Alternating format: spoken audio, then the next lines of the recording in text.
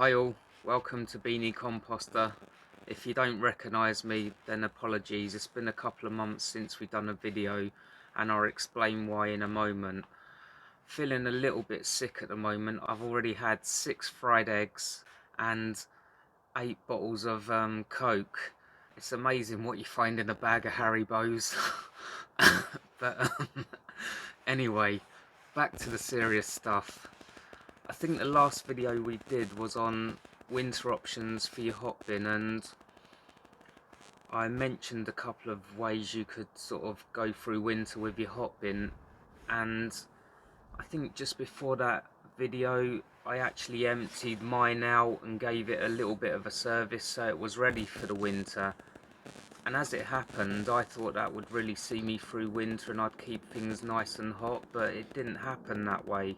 So from probably early November right through to we're at the 2nd of February today, probably a week ago I'd had like cold compost all that time, and in the past I've always worried about it and sort of tried my hardest putting kickstart bottles, heating stuff in the microwave, things like that to try and keep it hot. But this year we sort of went away at Christmas time and we all had sort of colds on and off, and just the weather wasn't great, so kind of, although I didn't neglect the hot bin, I wasn't too worried about keeping it as hot as in previous years. So what I did was I just kept feeding it like normal with kitchen caddy waste. There wasn't really a lot of garden waste, so it's mainly just been the kitchen caddy waste. I've put bulking agent and also paper cardboard into it, so I've done that probably at least once a week, most of the time twice if not more times a week. And at the beginning when it went cold I was sort of getting back in there, giving it a good stir up, and you know, I was thinking, oh, that'll make a difference, but weeks and weeks later, nothing was really happening. In fact, we were so cold, I kind of gave up on it and just kept feeding it, and I wasn't really stirring it so much. But to my surprise, like I say, a week ago, we started to, when I did put a feed in and gave it a little stir in, I did notice some warmth there. And if you have a look today, you'll see that we're sort of back into, you know, the green zone. Now last night we had quite a sort of for this part of Surrey, quite a harsh frost I would say, and the weather's not been brilliant, so I weren't expecting things to get really hot. But a couple of days ago when I looked, we were higher than it is today, and I do need to give it a feed, so I think that will sort of prompt it to get up a bit more. But have a look and see where we're at with it at the moment, and this has been like a good couple of months until we got it some heat back into it. So have a look how full we are and what we're at. So on the top I noticed that the dial was coming up a little bit more, and I sort of gathered with when that one does go up, you know, you've got some heat coming in there. I did actually think about taking the carbon filter out and doing an experiment with that, but just as I thought about that, things started to heat up again, so that wasn't the issue. The valve on the top, I have experimented with that, having it like wider open, and then as some heat came into it I just kept it around about that sort of, you know, not what they recommend on the hotbin composting website, but I've had it open a little bit wider than they would say. But inside we've got steam, and if you can see in here we are just in the green, just over. Like I say, I need to give it a feed today. All this stuff is where my garage door wouldn't open, so I've had to shave a load of wood off the door. So I just put that in yesterday, but I'll give it a stir up and you'll see what's going on. We've got a couple of worms just coming up the sides there, which I always take out and I put it into like our compost.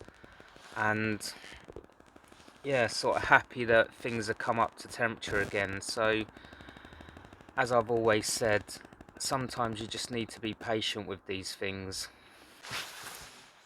So we were probably up to about here before it started to get really hot, so I was at the point where it was filling up quite a lot, and I was thinking, oh, I'm just gonna have to stop putting stuff into it. But if you see, you know, we're not, I've kept it nice and dry all through the winter. Like I say, I've been feeding it and putting quite a lot of paper into it, so I've been doing the normal stuff, but it just wasn't getting hot until just recently. So if you are having issues with your hot bin, then you don't necessarily need to use the kickstart bottle or even put stuff in the microwave like I was showing you at some stages.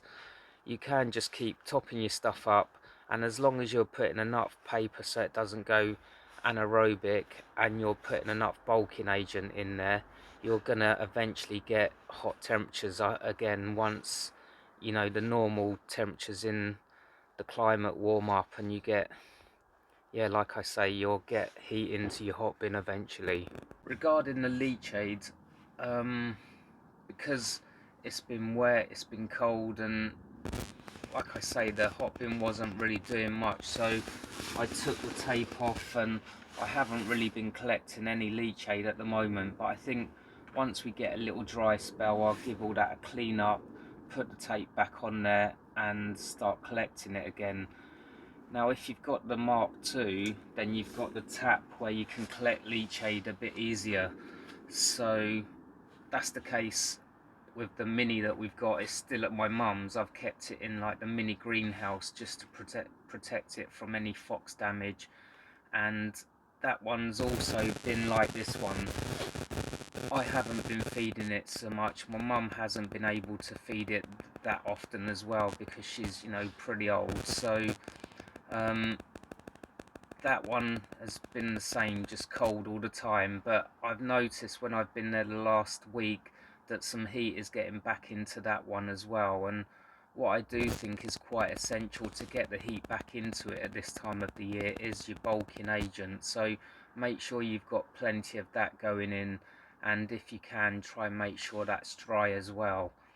I haven't really been keeping stuff in, you know, we keep the kitchen caddy indoors and I keep paper indoors, but with the bulking agent, whereas before I was bringing it indoors just to get some warmth into it, I haven't been doing that like the end of last year and beginning of this year. I just like didn't think, you know, I thought if it's going to heat up, it will heat up like it has done now. So um what I'm trying to say is I haven't done anything out of the ordinary this year.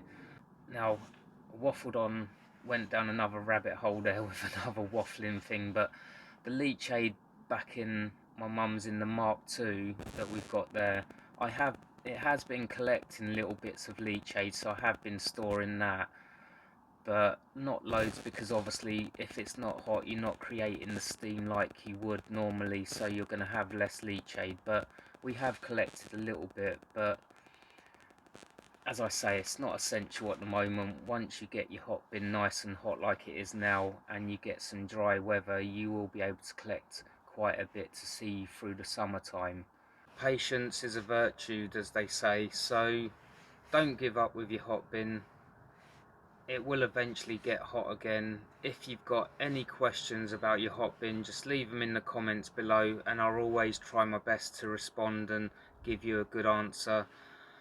I don't know if you can see, we've got beautiful blue sky today. The sun is out for once, so I've just got to give this another feed, and then I'm just going to enjoy what we have left of the day. So until next time, happy composting, enjoy, and don't eat too many Haribos or you'll get sick.